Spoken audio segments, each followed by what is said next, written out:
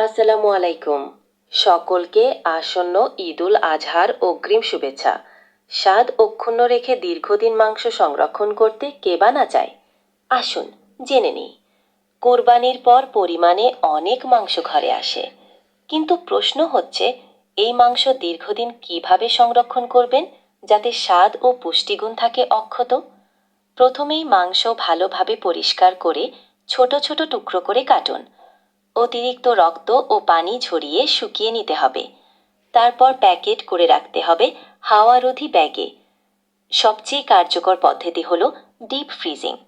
-18 degree সেলসিয়াসে মাংস 6 মাস পর্যন্ত সংরক্ষণ করা যায়। চাইলে ভ্যাকুয়াম প্যাক ব্যবহার করে আরও দীর্ঘ সময় রাখা সম্ভব।